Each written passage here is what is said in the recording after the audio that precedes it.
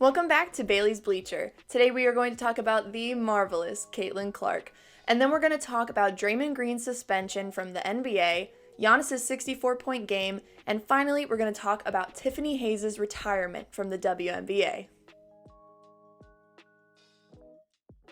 So, the WNBA draft is in April of 2024, and the Indiana Fever have the number one pick. They won the lottery, and in my opinion, if they don't take Caitlin Clark, that is such a waste of having a number one pick. Clark is way too good for college basketball. She hit the 3,000 point mark on December 6th in a 67-58 win over Iowa State. During that game, she had 35 points, 9 rebounds, and 5 assists. She hit 3,000 in the third quarter after she hit her 5th three-pointer of the game, and then she just kept scoring. She's unstoppable. So this game was her 41st time finishing with at least 30 points. To even do that once is like crazy, and then she's over here doing it 41 times. So that is the most in D1 history for at least the past 25 seasons. And she's also the fastest woman to reach 3,000 points also within the last 25 seasons, which was in 110 games. I think the next one was 113 was the fastest. But 3,000 points in basketball in general is insane. And then at the Division I level, absolutely ridiculous. She became the first player ever in D1 history, men's or women's basketball, to record at least 3,000 points, 750 rebounds, and 750 assists. Clark is the 15th NCAA women's basketball player to reach that feat. So just even to be in that list is crazy, and she's 15th. I'm sure there will be more to come after her, but I think it's definitely going to take a while until we see another 3,000 point scorer. She's also Iowa's all-time leading scorer, and she is the 10th all-time leading scorer on the NCAA women's basketball scoring list. So again, she just keeps climbing. Everything, bam, bam, bam. Caitlin Clark, everywhere you see, Caitlin Clark. So right now, she is currently sitting at 3,041 points, and that was as of the 10th. And that number will continue to rise starting on the 16th versus Cleveland State, so in 2 days. There's 18 games left in the regular season, and then the Big Ten tournament, so potentially 5 more games after that. So if you take her average right now, which is 29.5 points, and you add that number to each of the regular season games that's left, that would bring her total to 3,572 points, which would make her the highest scorer in NCAA women's basketball, as she would surpass Kelsey Plum, who had 3,527 points in her career. Then you add potentially like 5 more postseason games in the Big Ten tournament, and that would put her at the 3,720 mark, I think, with points. And that would put her at the number 1 spot of men's or women's college basketball career points. Right now it's Pete Maravich who leads with 3,667, and that was in the late 60s. So it has been a very long time that record has been held, and Caitlin Clark could be the one to beat it. Now, Clark does have another year of eligibility left, but I really think she'd be crazy to use it. She is just too good for college basketball. She has outgrown it. She needs to move on, and she is just so ready for that next level. The WNBA would be such a great change for her to actually test her skills. And not that they aren't being tested necessarily, but to what extent. She needs to be playing against professional athletes who have been in the league for a while, and I think that will really gauge where she's at skill-wise. Homegirl is hitting 30 plus points every other day. It is time for a change. It is time for the WNBA to challenge her. So like I said earlier, the Indiana Fever has the number 1 pick, and again, there are great players in the running, but Clark is definitely the top choice in my books. If they don't draft her, I will be shocked.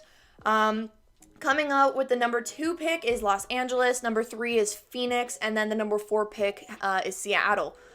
So then the top 5 prospects besides Clark, according to the ESPN mock draft that was released, is Cameron Brink, Paige Beckers, Camila Cardoso, and Aaliyah Edwards. All phenomenal players.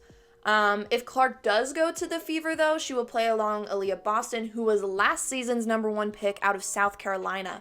The two won National Player of the Year, each of them one in 2022, one in 2023, And they did play against each other actually in the Final Four last year. So they would go from being college rivals to great teammates. So that'd be pretty cool. But I just love watching the transition from college ball to professional. Just the pure talent that you get to see throughout the years. It just grows. It's definitely an experience. But I think that Caitlin Clark will have a significant WNBA career no matter where she goes, but it will be with the Fever. So this draft in April is going to be very exciting. And I am sure you are going to hear me talk about Clark again on this show because I am predicting that she's going to beat Plum's record for most points in a career and maybe even hit the most points in NCAA history, beating Maravich. So make sure you keep an eye out for that episode because it is definitely going to happen by the end of this basketball season. Now, let's talk about Draymond Green's suspension. So the Golden State Warrior was suspended indefinitely from the NBA after striking the Phoenix Sun center Nurkic in the face during the Warriors' 119-116 loss on December 12th. So as you can see in this video, Green was clearly getting frustrated with Nurkic's defense. It was tight, it was all up in your face, but that doesn't mean that you get to swing on somebody. Like, you just don't do that. And so the only information that we have right now on the suspension is that he will be required to meet certain league and team conditions before he returns to play. And that's right from the official NBA website.